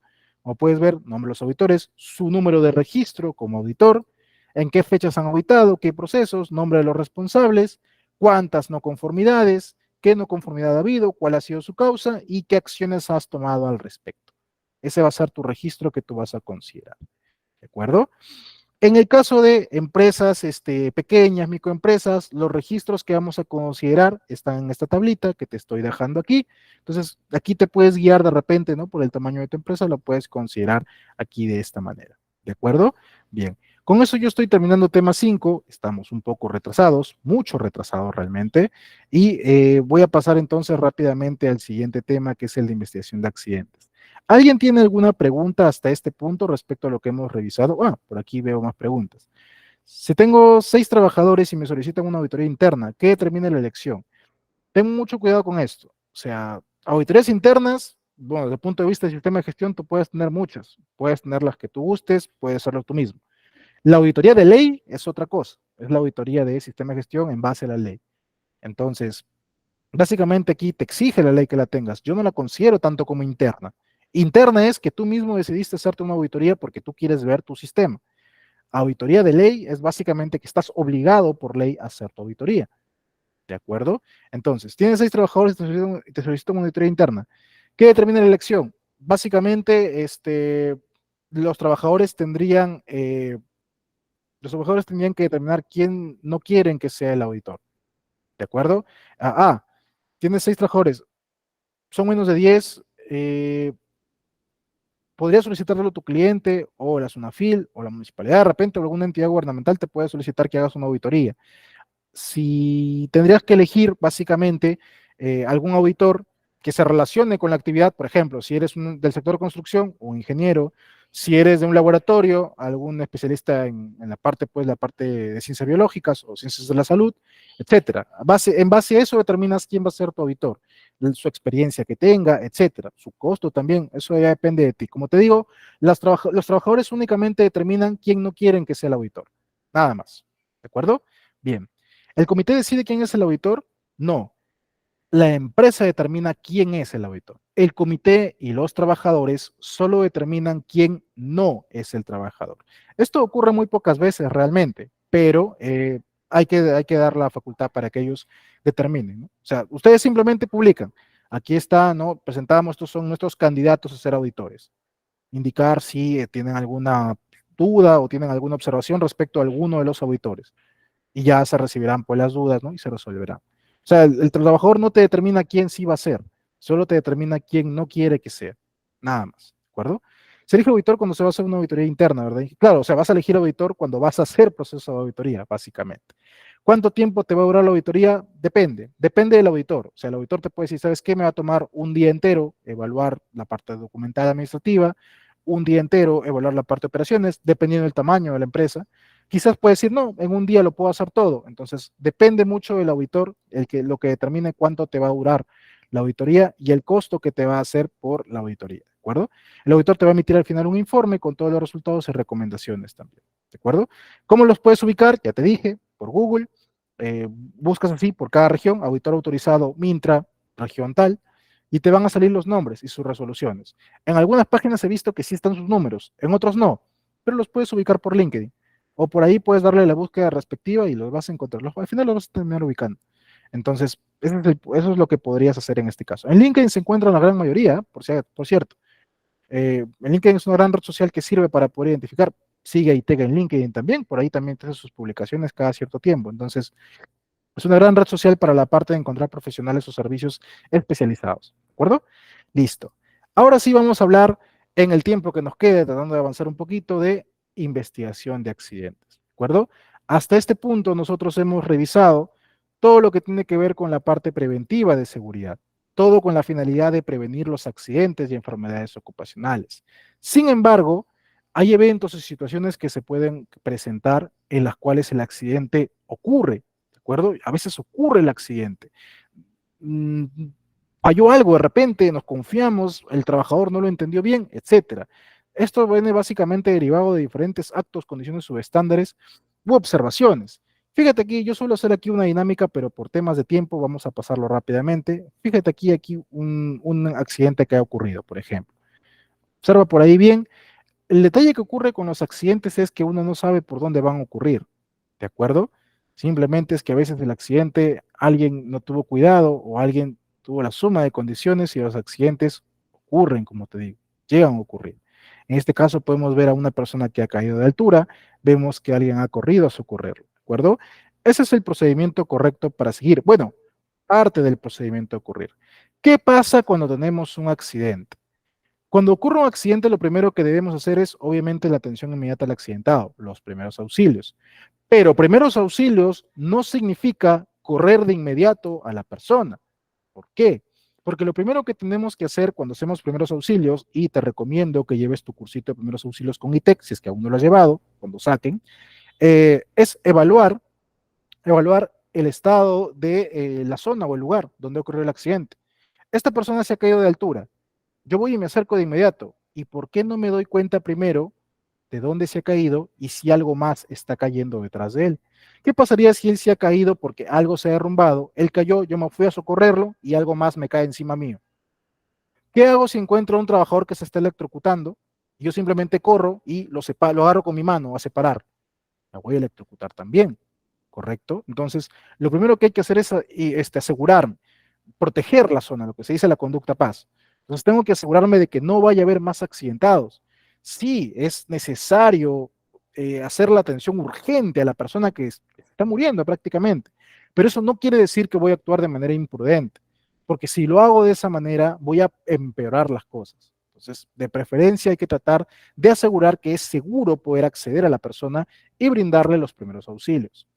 Luego de eso, tienes que tener en cuenta también que los primeros auxilios jamás te van a reemplazar la atención médica. Nosotros no somos médicos, bueno, salvo que alguno por ahí sí lo sea, pero damos primeros auxilios para asegurar la vida de la persona y lo siguiente que tenemos que hacer es llevarlo al centro de salud, a que lo evalúen, a que determinen si no tiene alguna contusión interna, un traumatismo. Supongamos que la persona del video se cayó, mi cabeza se para. Oh, ¿estás bien? ¿Estás bien? Sí, sí, estoy bien. Listo, sigamos trabajando, no pasó nada. Nada, hermano, al centro de salud.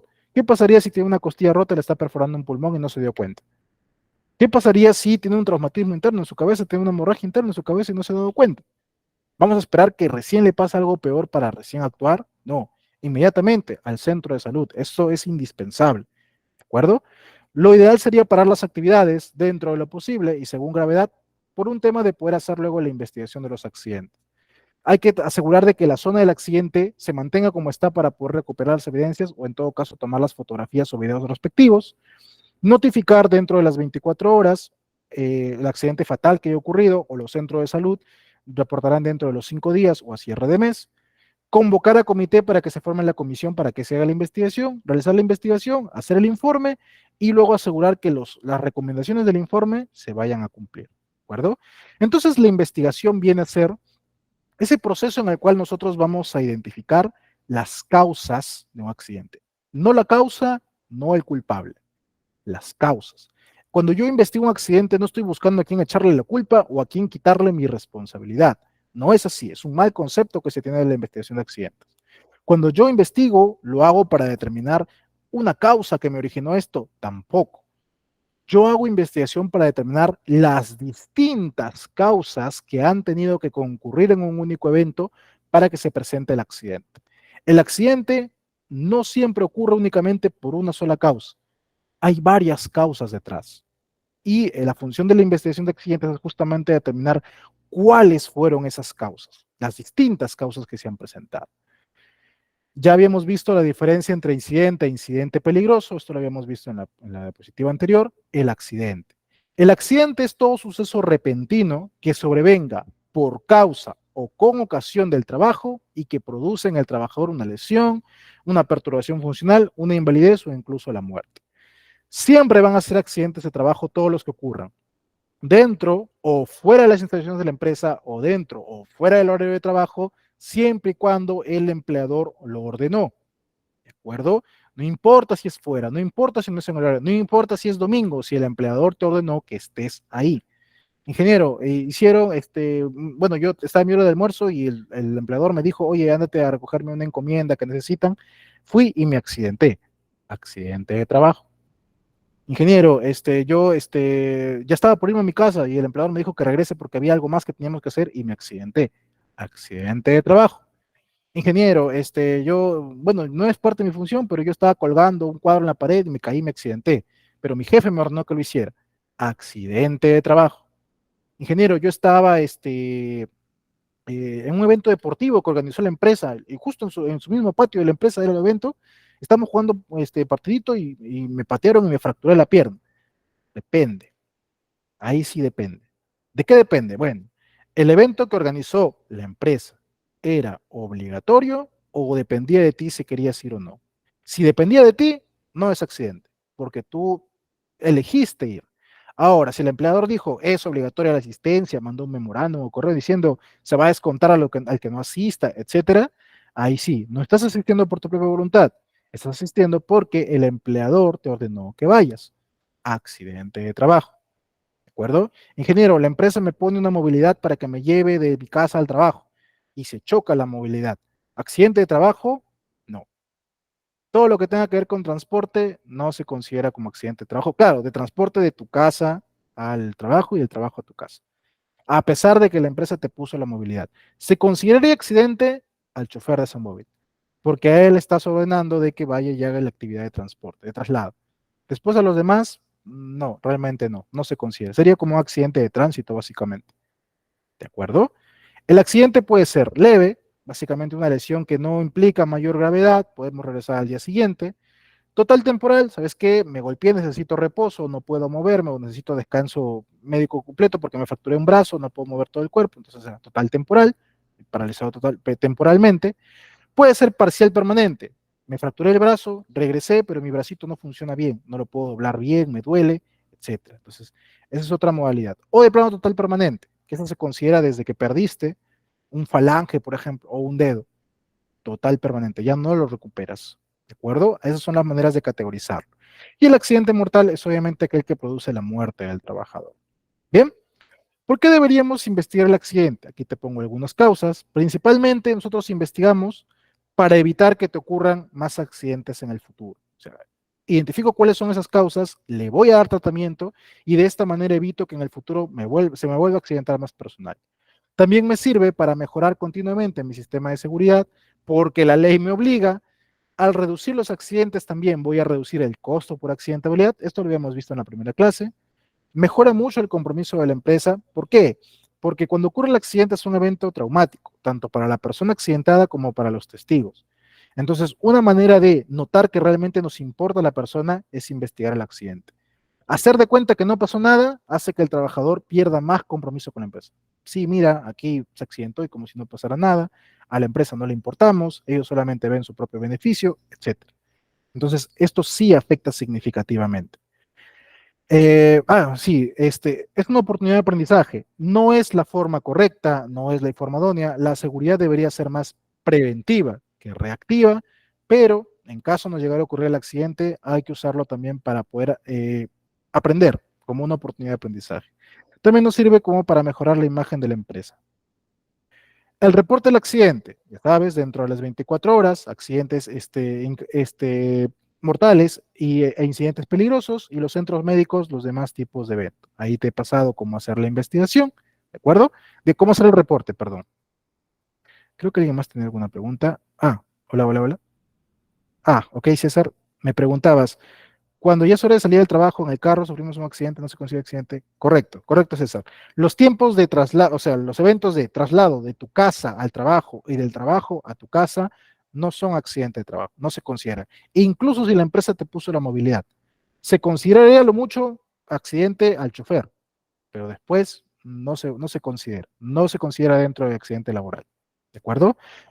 Pero en el sector minería, en la parte minera, si no me equivoco, ahí sí consideran accidente laboral todo lo que ocurre dentro del departamento, perdón, dentro del campamento, incluyendo en los dormitorios. Ahí sí es un poquito más exigente. Ahí sí el tema de traslado también es un poquito más exigente con el tema de los accidentes, para la parte minera. Para los demás, no. Bien, listo. Continuemos. Entonces, una vez que ocurre el accidente, ya dimos los primeros auxilios y todo lo demás, el comité tiene que reunirse y formar una comisión investigadora. Esta comisión no necesariamente tiene que incluir todos los miembros del comité, se recomienda dos representantes, parte del empleador y parte de los trabajadores, quienes tienen que acudir al punto de ocurrencia del accidente, ¿de acuerdo? Para que investiguen qué fue lo que ocurrió. No sería igual de válido que lo hagan de manera remota, o sea, es mucho mejor que vayan y estén presentes en el lugar de trabajo para hacer la investigación, ¿de acuerdo? Si gustas, puedes tener también a alguien de sindicato o algún especialista, no es obligatorio, realmente. Entonces, estos azules te sugiero que sean los que formen parte de tu comisión investigadora. Entonces, la comisión va, recopila evidencias, todas las evidencias que pueda, realiza la entrevista a los testigos, dibuja una línea de tiempo para ver cómo ocurrieron los eventos. ¿Por qué hacemos una línea de tiempo? Porque ayuda a entender mejor qué secuencia de eventos han ocurrido hasta que ocurrió el accidente. No siempre vamos a tener un video como el que te mostré de ejemplo en el cual vemos cómo ocurre el accidente. Entonces, por eso hay que tener mucho cuidado con todo este proceso. ¿De acuerdo? Creo que alguien quiere preguntar algo más. Sí. ¿Quién es el responsable del accidente? ¿Quién lo asume? El bus en el que se trasladó. El empleador tendría que asumirlo. O sea, el bus se supone que es propiedad de la empresa o bien tendría que, o bien es una empresa que trabaja para el empleador. O sea, sigue siendo responsabilidad del empleador principal. ¿De acuerdo? Eh, el SOAT. Es que SOAT sí es accidente de tránsito, ¿de acuerdo? Entonces, la parte del SOAT es por cada móvil. O sea, entiendo que el SOAT va por cada móvil, entonces a los asistentes del bus que sufrieron el accidente tendría que ser en base, pues, al propietario del bus. Básicamente, el SOAT le cubre en base al propietario del bus. Ahora, eso es en caso pues, de traslado o accidente de tránsito. Posiblemente también pregunta, ¿la policía tiene que asistir? Mm, no realmente, o sea, no, si ocurrió en vía pública, probablemente las autoridades vayan y asistan y formen parte pues, de la investigación, no solamente de la investigación, pero vayan y asistan y presentan el parte y policial y todo lo demás. Pero no es que tienes que llamar a un efectivo policial para que vaya a hacer la investigación respectiva, ¿de acuerdo? Sí. Me preguntas, si llega a encontrar una persona responsable, ¿qué se debe hacer? Se están adelantando mucho, pero suponiendo que tenemos una persona responsable, eh, en ese caso lo que se debería hacer sería aplicarle las sanciones respectivas por incumplimiento en seguridad, y lo otro que se podría hacer es, este, dependiendo realmente puede llegarle a caer también incluso una responsabilidad más judicial, ¿no? Por un tema penal, por el tema del accidente. Depende mucho realmente, es variable. Ahorita vamos a ver cómo se determina o qué sanciones se pueden aplicar en ese tipo de casos, ¿de acuerdo? Entonces, una vez que estamos en el proceso de investigación, la comisión va a asistir y lo primero que va a hacer es recopilar evidencias. Va a tomar fotografías cualquier cantidad, o sea, toda la cantidad que puedas, de detalle, panorámicas, de todo el lugar, del punto donde se cayó, etcétera.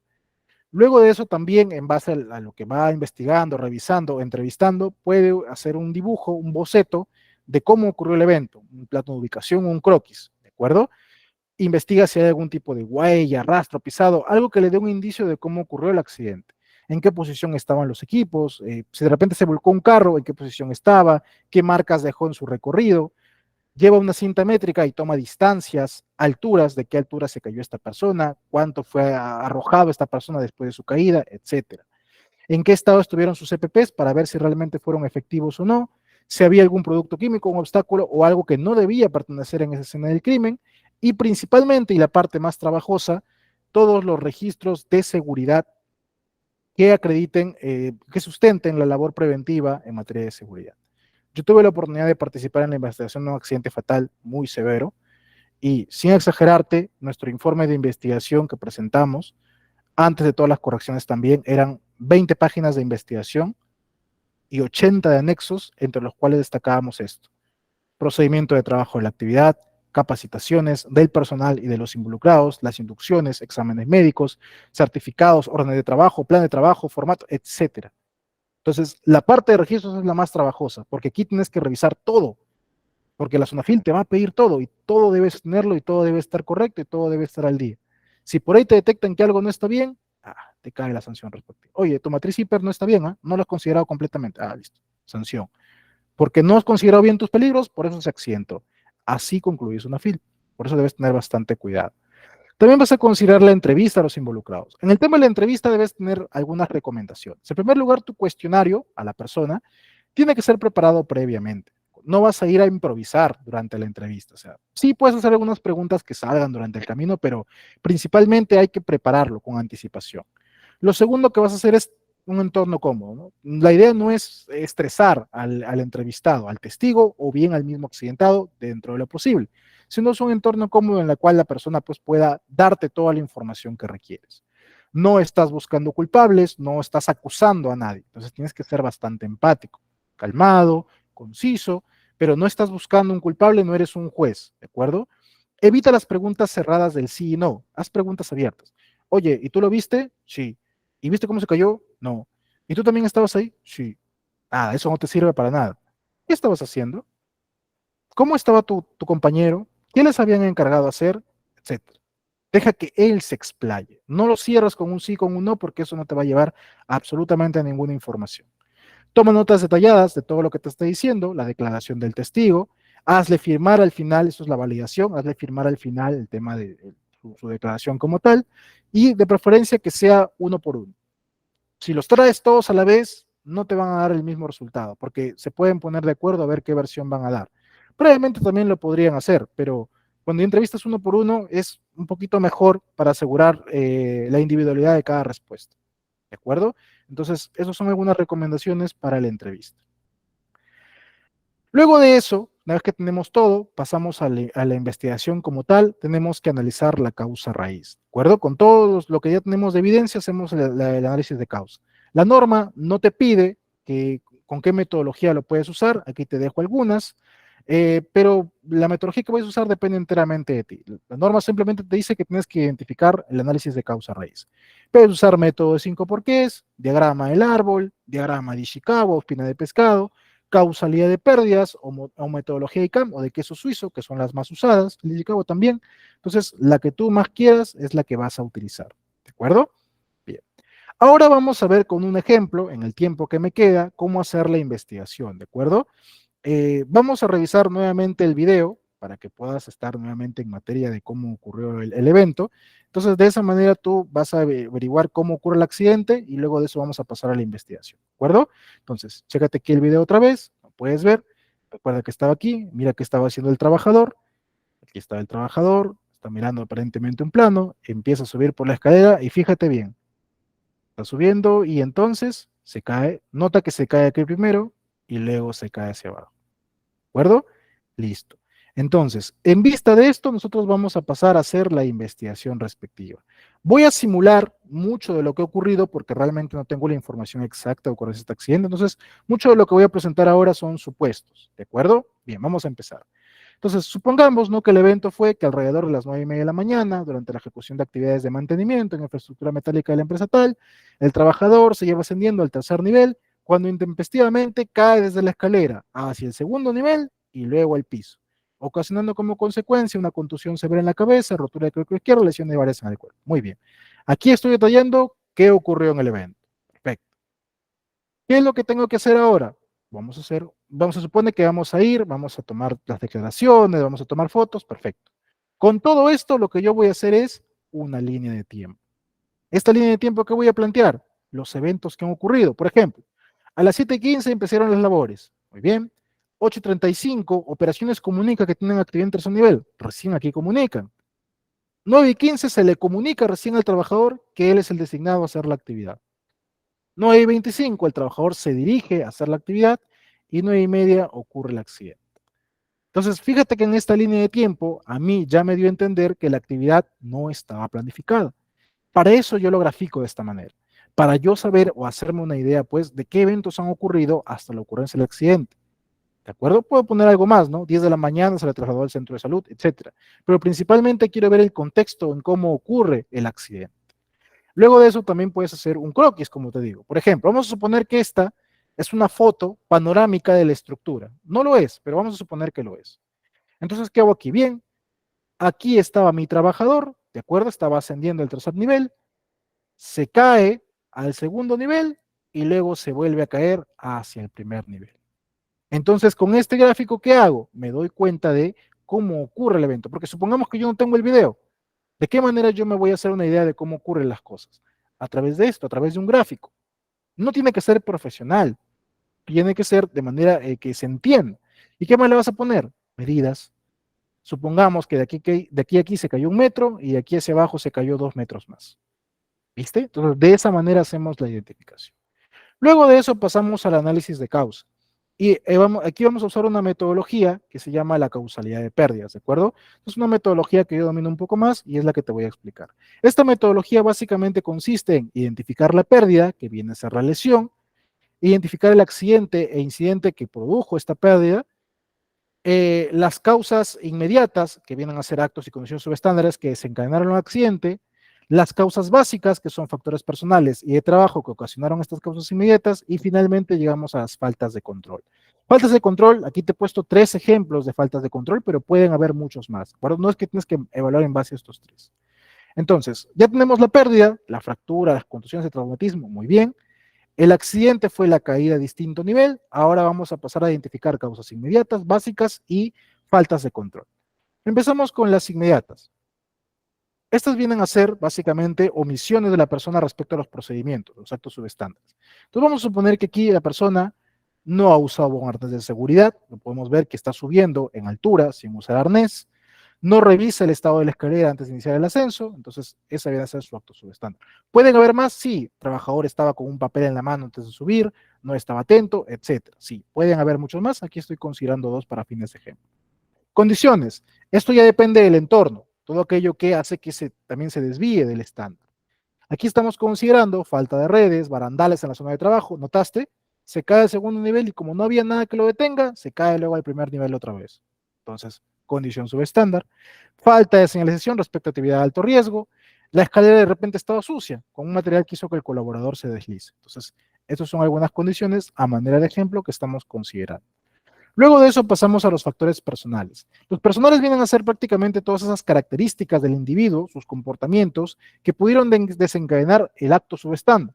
Tiene que ver con parte de su educación, su formación, su experiencia, las habilidades que maneja, su estado de salud, su actitud ante el trabajo también. Entonces, digamos, trabajador no tiene capacitación en trabajo en altura, ok, es un factor personal. No tenía capacitación en trabajo en altura, no sabía cómo hacerlo. Trabajador tiene 2 meses de iniciar labores con la empresa, ¿ok? Es nuevo. No sabemos cuánto tiempo tiene antes, de repente no tenía la experiencia necesaria. No tiene ningún llamado de atención por incumplimiento de seguridad, ok, entonces eso me dice que mala actitud no tenía, ¿no? Hasta el momento nunca había incumplido en seguridad. Perfecto, vamos bien. El trabajador hace una semana solicitó a la empresa un adelanto de 2 meses de salario. Ingeniero, ¿esto qué tiene que ver? Porque, por ejemplo, esto a mí me permite determinar si es que la persona estaba en buenas condiciones de salud mental o de repente tenía problemas. Si tenía problemas, de repente no estaba concentrado en la actividad y esto también puede desencadenar un accidente. ¿Se entiende? Cuando tú estás en actividad, tienes que asegurarte mucho que el estado de salud de la persona sea tanto la parte física como también su parte psicológica. Forma parte también de lo que puede desencadenar un accidente. Un trabajador que está distraído pensando si su mujer lo va a dejar, si su hijo está enfermo, sí es más propenso a accidentarse. ¿De acuerdo? Bien. Trabajador no cuenta con certificados de estudios técnicos, me sigue diciendo que no hay las aptitudes necesarias. En su examen médico sí, no hay ninguna restricción. Ok, perfecto. Su estado de salud física era el idóneo, el mental probablemente no. Factores personales. Factores de trabajo tiene que ver con la parte pues, de las condiciones de trabajo, ¿no? Condiciones y circunstancias relacionadas al entorno laboral, el diseño del lugar de trabajo, disponibilidad de estado de equipos, prácticas de seguridad implementadas, comunicación interna, cultura de seguridad. Entonces aquí podemos considerar, por ejemplo, que la escalera o toda la estructura está en muy mal estado, estaban muy antiguas, no había el prevencionista de riesgos sin actividad. De repente, si hubiera estado presente, habría evitado que el trabajador ascienda de esa manera tan negligente. No había orden de trabajo, ya habíamos visto en la línea de tiempo que todo esto ha sido al apuro, sin planificar. No se realiza la adquisición de equipos para trabajos en altura. No tenemos programa de capacitaciones para trabajo en altura. Entonces, estos son mis factores de trabajo. Con todo esto yo determino mis faltas de control. Aquí te he puesto solamente 3. Por ejemplo, falta de programa de inspecciones de ambientes. Si hubiera inspeccionado previamente, habría dado cuenta de que la escalera está en mal estado, que faltan los arneses, etcétera. Como no he capacitado al personal en trabajo en altura, entonces el personal no sabe cómo hacer, no he comprado los EPPs, falla en el programa de capacitación y falla en el programa de inspección. El supervisor no estaba presente, también forma parte de lo que pudo haber desencadenado el accidente. Entonces saco mis conclusiones y determino mis acciones que debo implementar. En primer lugar, hay que actualizar el procedimiento de trabajo y la hiperrespectiva. Hay que considerar aquí que se incluya lo que es el riesgo de trabajo en altura, el procedimiento para actuar en trabajo en altura, reinducción a todo el personal en prevención de riesgos, comprar los equipos anticaídas, capacitar al personal respecto a trabajos en altura. Entonces, todo eso tengo que yo determinarlo como un plan de acción de mejora para evitar que más personas se accidenten y al mismo tiempo sustentar que ya lo hice. ¿De acuerdo? Lo importante es sustentar que se ha hecho. ¿Cuánto tiempo debe durar tu informe? Máximo 10 días. O sea, sí, si no me equivoco son 10 días, ahí creo que está en la tablita que te mostré en el tema de comité, cuánto es el plazo para entregar. ¿Cuánto se le entrega a Sunafil? Sunafil llega a ti y te indica, a tal correo tienes que enviarme tu informe de investigación. De esa manera se realiza el proceso de investigación. ¿De acuerdo? Disculpa si he corrido un poquito. Aquí podemos ver algunas, la tabla de sanciones por parte de la Sunafil, como puedes ver. Los clasifican en base a si eres micro, pequeña o no MIPE, de repente. Si eres micro o pequeña empresa, te da este nivel de sanción. Y también depende si tu infracción fue leve, grave o muy grave y tu cantidad de trabajadores. Supongamos, ¿no? Que el accidente ocurrió en una empresa que no era MIPE, que tenía 100 trabajadores aquí. Es una infracción muy grave porque ocurrió un accidente grave y le van a sancionar a la empresa con 11.56 UITs. Esto de acá es fracción de UIT. Aquí tenemos 11.56. Esa es la manera en la cual Sunafil te pone las sanciones. ¿De acuerdo? ¿Cómo sé si es una infracción leve, grave o muy grave? Bueno, infracción leve básicamente va a ser todo aquel que afecte orden y limpieza o alguna falla en algún documento que no suponga una lesión grave o que no repercute un riesgo grave al trabajador. Esa es una infracción leve. Son incumplimientos leves relacionados generalmente a orden o alguna documentación que le falte a alguna parte, pero no sugiere que el trabajador se vaya a accidentar por esto. Infracción leve. Son infracciones graves cuando sí, la falta de orden y limpieza o la falta en los documentos no suponen que el trabajador se vaya a accidentar. Ahora, si no informas tus accidentes de trabajo, tus incidentes peligrosos, ni los investigas, infracción grave. Si no haces tu evaluación de riesgos, no haces tu EMO, no comunicas los resultados, infracción grave. No tienes tu documentación y tus registros obligatorios, infracción grave. Tienes tu plan de seguridad y no hay evidencia de que, de que lo hayas cumplido, infracción grave. No das tus 4 capacitaciones al año, infracción grave. ¿De acuerdo? Entonces, todo aquello relacionado pues con todos estos aspectos tienen que ver con infracciones graves. También no contar con tu póliza CTR ni hacer la elección de comité o supervisor de seguridad. Aquí tienes algunos ejemplos de imágenes de lo que se supone que es infracción grave, ¿no? Como te digo, falta de orden y limpieza que involucre que un trabajador se va a accidentar, se va a tropezar, se va a caer, se puede incrustar un clavo, etcétera. Fíjate aquí también algunos eventos que realizan los trabajadores de manera procedimental que suponen infracciones graves. Todo esto debería ser sancionable, obviamente por tu reglamento interno de seguridad. Ahí deberías considerar todos estos aspectos para evitar que ocurra. ¿Cuándo es infracción muy grave? En primer lugar, cuando incumple la normativa respecto a embarazo y lactancia y a los trabajadores con discapacidad o menores de edad. Cuando designas trabajadores a puestos a los que no son compatibles. Por ejemplo, tienes un trabajador observado por su emo, por el sobrepeso, y no te importa y lo mandas a trabajar igual. Infracción muy grave. Él no está apto para hacer trabajo en altura y aún así lo mandaste. Infracción muy grave. No cumplir con la confidencialidad de los exámenes médicos. Infracción muy grave.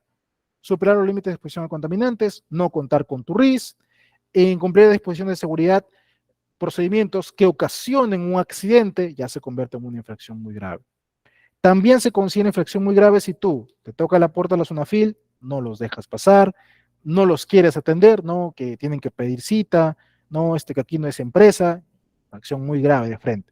O te piden, no, a ver, tu política de seguridad, no, es que no te puedo dar porque esto es privado de la empresa, reglamento interno, no, es privado, no te puedo mostrar, obstrucción a la labor de inspector. Oye, este es el señor, es el de comité, ¿no? Tráigalo para que participe. No, él tiene que trabajar. Oye, tú, vete para allá. No, él no participa. Ah, no va a participar el comité. Obstrucción a la labor del inspector. Te cierran el local. Bueno, vamos a cerrar el local. Ah, ¿me vas a cerrar? Mañana lo abro. Ah, vas a incumplir sanciones. Infracción muy grave. O lo amenazas al inspector por último, ya, pero lo peor que puedes hacer. No, que no sabes quién soy, tú no sabes con quién te has metido, no que te va a meter un niño. Ah, eso es infracción muy grave también. Entonces te pueden poner la sanción respectiva. ¿De acuerdo?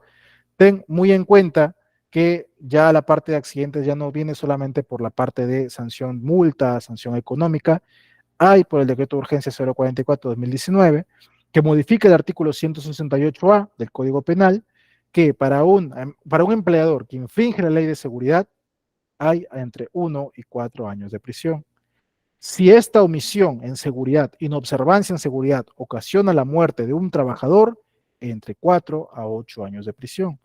Si hay un accidente por inobservancia en seguridad, pero no muere, una lesión nada más grave, 3 a 6 años de prisión. Y ya tenemos un precedente de que ha ocurrido. Este año, en septiembre, sentenciaron a un empleador por la muerte de un trabajador. Bueno, un trabajador, realmente no era su trabajador, era un locador de servicio. Era como un tercero, básicamente. Era una empresa de lavadoras industriales. La persona que fallece no era trabajador planillado, pero sí existía pues como tercero, básicamente, como recibo por honorario. Coloca su casaca en una de las cajas eléctricas de la lavadora, ya la imprudencia de la persona, la va a recoger y se electrocuta y fallece. Entonces, para Sunafil sí es responsabilidad del empleador. Pero, ingeniero, ellos no lo mandaron a que haga eso. Eso fue lo que dijo el empleador. Yo no lo mandé a hacer esto, ya se le llamó la atención antes por haber hecho esto. Muy bien. Y la pregunta es, ¿por qué no tapaste esas cajas? ¿Por qué cuando Sunafil fue a hacer la inspección, las lavadoras se veían en mal estado? ¿Has capacitado a tu personal en prevención de riesgos? ¿Le has entregado sus CPPs? Veo que están viniendo en sandalias, no estoy exagerando, pero vienen en sandalias, vienen con zapatilla. ¿Le has dado guantes de repente? ¿Le has enseñado que aquí tienes un riesgo eléctrico? ¿Has señalizado que hay riesgo eléctrico por acá? No, pero yo le he puesto su locker ahí para que ponga. Sí, pero el resto de cosas no las has cumplido. ¿Hay elección de supervisor de seguridad? ¿Hay procedimientos estándares de trabajo? No, pero se ha accidentado no por eso, sino se ha accidentado porque él ha sido imprudente. ¿Y por qué en tus controles en seguridad que ni tienes no has considerado la imprudencia del trabajador? No has cumplido en nada en seguridad, el trabajador se accidentó, ha fallecido, inobservancia en seguridad, cárcel al empleado, al gerente general. Entonces, el tema de un accidente de trabajo es muy severo, no solamente por la parte administrativa, también puede haber sanción penal para los empleadores. Como te digo, yo tuve la oportunidad de investigar un accidente de trabajo por allá en el 2019 también, eh, y en esa oportunidad también había, no estaba así como está ahora, pero sí había también sanción por cárcel del empleador. Y lo que ocurrió en ese momento fue que hicimos pues toda una labor colosal haciendo el informe de investigación. registrando que efectivamente se llevó a cabo toda la actividad en seguridad para acreditar pues que definitivamente no hubo una inobservancia en seguridad por parte del empleador, sino que lamentablemente en el evento que ocurrió, que no te voy a detallar obviamente pues porque no viene el caso, pero el evento que sí fue bastante grave, no era por un fallo del empleador, sino más bien era por un fallo del responsable de zona, el lugar de trabajo, que no había solicitado el equipamiento apropiado a tiempo, a pesar de que lo teníamos disponible, y ya se indicó pues los medios respectivos de que nosotros sí cumplimos, sí hacemos cumplir, pero lamentablemente tuvimos un elemento que que no hizo valer esto y a consecuencia de su mala decisión, un trabajador falleció. Lamentablemente era una persona bastante joven la que fallece. A mí sí me chocó bastante porque yo todavía también era más joven en ese tiempo y era la persona, pues, que falleciera de esa manera sí me chocó bastante. Y de ahí obtuve también la experiencia por la parte de la investigación. Entonces, ten en cuenta todas las recomendaciones que te he hecho. Con esto yo estoy prácticamente cerrando ya el curso. Te agradezco más bien por haber llegado hasta aquí. Si alguien, Diego me pregunta qué detalle, no te puedo detallar mucho porque, bueno, es un evento que no, un tema de confidencialidad también no podría indicarte, pues, ¿no?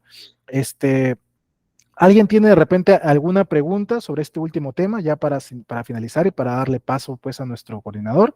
¿Alguien tiene alguna pregunta al respecto? Hola Alexander, ¿qué tal? Buenas, dime. ¿Qué tal, profesor? Buenas tardes. ¿Existe algún formato para poder enviar estos documentos? Formato para enviar, ¿te refieres a al informe de investigación? No, Claro, realmente exacto. no. O sea, por ejemplo, mira, nosotros cuando nos ocurrió el accidente fatal en el 2019, como nosotros somos contratistas, le entregamos el informe de investigación a la empresa principal y entregamos una copia a la SUNAFIL cuando vino a nuestras instalaciones a solicitar. O sea, no es que tú hay una plataforma a subirlo.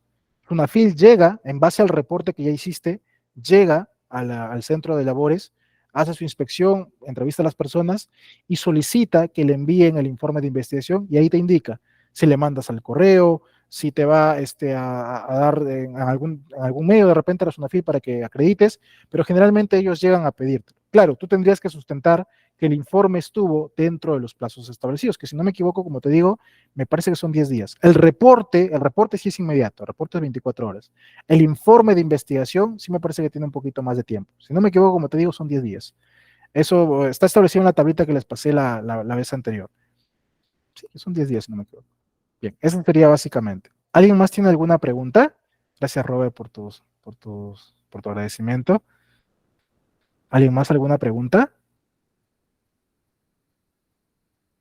Ah, César me pregunta, ¿los actos subestándar está ligado también a lo penal? Cuando uno sabe que no tiene que hacer eso, igual lo hace siendo que pierde la vida un compañero, se abre un proceso judicial del compañero que lo hizo. Eh, ok, César, a ver, entiendo que una persona hace un acto subestándar y a consecuencia de este acto subestándar, una persona fallece y ocurre un accidente. Bueno, sí puede ocurrir, ¿no? Puede ser que un trabajador pues hace un acto imprudente porque suelen ocurrir y ocurre el accidente como tal.